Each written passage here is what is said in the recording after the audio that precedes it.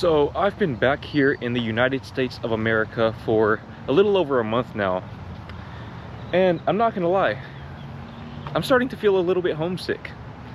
Now you might be wondering, well Jordan, what do you mean you're homesick? You are home. That's what I thought. When I first arrived here in the US, I thought that I was returning home.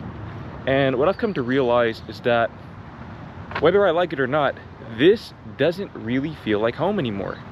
I mean, if my friends and family weren't here, I don't think I would even feel compelled to visit, much less live here. I do not feel at home here in the US anymore. I feel more at home in the Netherlands than I do in the US, which is crazy to say, given that I only spent 14 months in the Netherlands, whereas I spent literally the rest of my time on this earth here in the US. But I can sit here and deny the truth, or I can lean into it. And in this video, that is exactly what I intend to do. I want to explain the things that make me want to move back to the Netherlands, or move back home. The first of which being transportation. So I actually rode my bike to this filming location, but one thing that you've probably noticed in the background of a lot of my recent videos, there's a little squirrel right here, another squirrel right there. There are a lot of squirrels here actually. Don't see a whole lot of those in the Netherlands, but anyways, one thing that you probably haven't seen much of in the background of my videos is people cycling. Something else that you probably haven't seen much of, or really any of, is public transit. You haven't seen a bus, unless it was maybe a school bus, and you most certainly have not seen a train. And it's not because I'm actively avoiding them, it's because they just kind of don't exist. To be fair, there is a train here in the Dallas area. It's called the DART train, Dallas Area Rapid Transit. But as you'll see whenever I make a video showcasing that train, because I will here in the near future, it's very rudimentary. It's better than nothing. And there are people who do use it, but it only goes to a few places. I think there are maybe 4 lines, and the train just doesn't really take you anywhere. In the Netherlands, not only do you have a robust train system with the NS, I know some Dutch people aren't particularly fond of it, but let's be real, you are blessed. Okay, you are absolutely 100% blessed. But you also have a very extensive bus system. And listen, here in the US, I feel like even if they added a bus system in the city that I'm in right now, people wouldn't use it because there's so much of a stigma, a societal stigma against taking public transit, especially the bus. Here, if you take the bus, people will think that you're poor, they'll think that you're less than, and honestly, this blows my mind because in the Netherlands, it's normal. It's completely normal to take the bus. And I just find it really, really wild that you can have the same exact concept be perceived so differently simply because of marketing. I feel like this comes back to marketing in some way, shape, or form, because realistically, the only reason why people would have this idea that the bus is an inferior form of transportation is because they've been told that that's the case. And unfortunately, they believed what they were told. You will not see people here riding the bus unless they absolutely have to, unless they have no other alternative options. And pretty much everyone here does. People here drive. Not to say that people in the Netherlands don't drive, but I just know that here in the US, that's pretty much the only form of transportation in most cases, is driving. Whereas again, in the Netherlands, you have various forms of transportation, and this saves a lot of money. A lot of money. Thankfully, I'm in a position where I don't have to make car payments. My parents are letting me use their 2004, 2005 Dodge Grand Caravan. This big blue van, headliners falling, but it gets the job done. It gets me from point A to point B. But honestly, I would really like to have the option of using the bus or the train, because it's really nice to be able to do other things while you get from point A to point B. I like to be very time efficient. I don't like wasting time, and I've come to realize that driving is kind of a time wasting activity because you literally can't do anything else while you do it, assuming you're a responsible human being with empathy. That said, the next thing that I miss about living in the Netherlands is the liveliness. So you see me walking around this park right now. It's pretty desolate. There are maybe a few people here, but it's dead. It is dead, and since I've been back, that has been my experience literally everywhere I've gone, other than Walmart and Target. It's just dead here. There aren't a lot of people out and about, and I think this just goes back to what I was talking about transportation. People here are in their cars. If they're not in their cars, they're in their houses. I mean, even when you go to the shopping centers, the malls, things like that, it's just dead. Where are the people? I don't know. I have absolutely no clue where everyone is at, because I mean, there are millions of people here. They can't all be in their cars, right? Maybe, maybe not, I don't know. I just know that in the Netherlands, especially in a city of this size, in fact, I don't even know if there is a city in the Netherlands that matches the population of the DFW area, other than maybe Amsterdam. But let's say a city that's similar in size to the one that I'm walking in right now. This is a suburb of Dallas, Texas. So Lewisville, Texas, the population is somewhere between 100,000 and 150,000. That would be pretty similar to maybe Tilburg or Den Bosch. Be in the top 10 to 20 most populated cities in the Netherlands. If you go to a city that has this population in the Netherlands, like I said, a place like, what type of bird is that? I don't think I ever saw one of those in the Netherlands. I don't know what that was, but I get distracted really easily, by the way, especially by animals. But anyways, you go to a city of this size out there, and you are bound to see people out and about. In fact, sometimes it gets a little overcrowded. But as an introvert, and look, I cannot stress this enough, I am a much bigger introvert than you probably think I am. I am a very introverted person. I don't really like socializing a whole lot. But I'm still human. And as a human, I need some kind of social interaction. Even if that social interaction is as simple as being around other people. I don't even have to talk to them. Just the fact that I know other people exist is oftentimes enough for me. But here in the US, I feel like you just don't really get that reminder. And this is something that has definitely stood out to me, maybe above all else, since being back, is just the general air of desolation that you see in the US, at least in the DFW area since I've been back. But I mean, the DFW area, if I'm being honest, is probably the most generic template for what America is like. And I'm pretty well traveled around the US. We're gonna be doing some more traveling here in the near future, so stay tuned for that. But I'm pretty well versed in terms of traveling this country. This is pretty much the most generic area that you can find. So this is a good reference point for what the US looks like. And again, when you look around, it's just desolate. Cars, more cars, trucks, but no people. Maybe a few people playing sports or whatever. And look, you could argue that it's raining. Fair enough. The weather wasn't particularly great today, but that's definitely not an excuse, because Dutch people are out and about no matter what the weather is like. Unless there's some kind of code orange or something like that, Dutch people are going to be outside. Best believe, rest assured, they are going to be outside. And I do miss that. I miss the liveliness. I miss the ambiance of places like Tilburg, Den Bosch, Haarlem. I visited Haarlem one time to go and see It's Sky. Shout out to It's Sky, or just Sky. Shout out to him. Really, really great guy, stand-up guy. But even in the suburbs, I feel like, even in Dutch suburbs, you just see people out and about, walking, cycling. And again, a lot of this is probably due to the differences in transportation.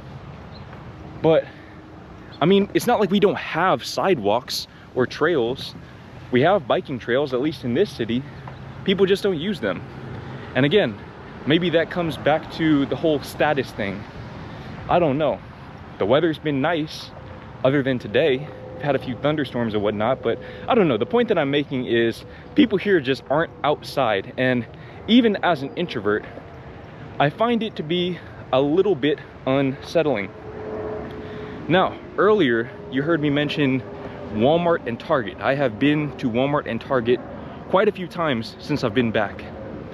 And one thing that visiting those grocery stores has really reinforced within my mind is how much I miss Albert Heijn. I miss Albert Heijn so much. And I know if you're Dutch, you might be thinking, well, Albert Heijn is too expensive, this and that. Look, I hear you. I get what you're saying. Compared to Jumbo, compared to maybe Aldi or some of the other stores, Albert Heijn is expensive. But compared to what you see at Walmart and Target, it is very cheap. That is heel goedkoop. It's very cheap. And not only that, but there are a lot of vegan options. So if you didn't know, I'm vegan. I am a vegan. I've been vegan since 2017. And honestly, when I went to the Netherlands, I didn't really know what the vegan options would entail. I didn't know what kinds of options I'd have access to. But when I went to Albert Heijn, all of my fears were instantly quelled, because Albert Heijn has so many vegan options in terms of vegan meat, vegan protein bars, just all kinds of vegan options that we just don't have in the US. Or if we do have them, they come at a premium. I'm talking about a premium. Prices that if you saw them with your Dutch eyes, you would probably die. Because, I mean, there is no reason to be paying, let's say, $5 or $6 for a box of vegan chicken nuggets. It just doesn't make sense. In the Netherlands, not only do you have more vegan options, but they're cheaper and they have better macros. So look, I'm the kind of person, I count my calories, I track my protein. I want to know what kinds of numbers, so to speak, I'm putting in my body. And I've realized that a lot of Dutch vegan meats, especially if you look at the Albert Heijn store brand vegan meats, which were my personal favorites, the shawarma, the gehakt, the vegan chicken, they came out with that relatively recently. You have the vegan chicken nuggets, all of that. A lot of those options have a lot of protein relative to the calories, which is what you want. Whenever you're trying to get in really good shape and you're in the gym, you need to have a lot of protein, but you also don't want to have too many calories for the protein. What I found here is that the things that have a lot of protein typically have not only a lot of calories, but a lot of sugar, especially if you're talking about protein bars, cereals, things of that nature. So really, it's a lot more difficult to sort of maintain a lean physique, which is what I like to have. It's really difficult to maintain that lean physique being out here because, again, in order to get that and sustain it, you have to get a lot of protein and few calories. And it's just hard to do that here. In fact, since I've been back, I've already put on, I want to say 3 kilograms, something like that, in a month, which, to be fair, I am bulking, I am trying to gain weight, so it has been beneficial in that regard. But for my girlfriend specifically, who's on a very limited calorie count per day, it's been very difficult for her. And I definitely feel for her because I don't really know how to solve that problem. Unless she just eats things that aren't vegan, because she's not vegan, so she can sort of eat things that aren't vegan and make up for it that way. But because we're eating the same dinners, which are vegan, she is kind of, I'm not gonna lie, SOL. She's kind of shit out of luck in that regard, and it's been very difficult for her. And we're gonna find a better solution for her, but that's definitely something that I miss, is just having those vegan options. Now, the next thing that I miss about the Netherlands is the proximity to other countries. The proximity to other countries. So look, I'm not gonna lie, I think this is something that I really took for granted. I acknowledged it when I was there, but I also took it for granted, just knowing that I could be in let's say Zurich, Switzerland in 8 hours by car, or maybe an hour and a half by plane, if that. I really miss knowing that I was near all of these places and that the flights were so cheap, they were short flights, and generally there just wasn't a whole lot of friction in the process of taking these kinds of trips. Since I've been back, I'm not gonna lie, I've been watching a lot of videos about Oslo, I've been watching a lot of videos about Zurich, and just other places in Europe, and I really truly regret not having visited these places. I really do, because I guess I figured that since I was there and they were accessible, there was no need to rush it, because I could just wait until I was ready or whatever. And I also was trying to save money. But I don't know, I feel like if I had documented those trips, if I had went and visited Norway and I had documented those trips, I probably would have made the money back. Because so far, pretty much any time I've traveled within Europe or to Europe, I have made the money back just from documenting the experience. So it's not like I would have lost any money from doing it. Honestly, I don't really know why I didn't travel more. I really wish I would have. I wish that I would have taken advantage of the Netherlands' proximity to other countries in Europe, because it's very centrally located. You're probably, again, about a 3.5 hour maximum flight from the furthest part of Europe, which maybe that would be what, Moscow or something like that. Don't really have any intentions of visiting there anytime soon, but the point is, the option was there. If I had wanted to visit Moscow or somewhere like that, I could have. Now you're looking at literally an all-day endeavor and probably $1,000+ to get to any of these places that I'm talking about. And I'm not gonna lie, given the fact that we're not sure if we're actually going to go back to the Netherlands, that is a little bit soul-crushing. Now, what do I mean by we're not sure if we're gonna be going back to the Netherlands? Well, look, again, I really miss the Netherlands, and my girlfriend even misses it a little bit, but I think I feel a little more homesick than she does. But we're not sure if we're actually going to go back to the Netherlands, because right now we're deciding what's going to be best for our future. And although the Netherlands provides objectively the highest quality of life of any place that I've been to personally, save for maybe Zurich. Zurich is close, but I only spent a day there, so not really a fair comparison. But so far, of any place that I've spent extensive time in, the Netherlands has offered a much higher quality of life. But that quality of life comes at a cost. It comes at a price. And although it is a lot cheaper to be there than the US, there are still countries that are much cheaper than the Netherlands while providing a decent quality of life, probably still a better quality of life than the US, but at a much lower cost. And we're definitely considering moving to one of those countries once our stay here in the US is over. We're not entirely sure yet. It'll kind of just depend how the next month and a half plays out, but our options are open.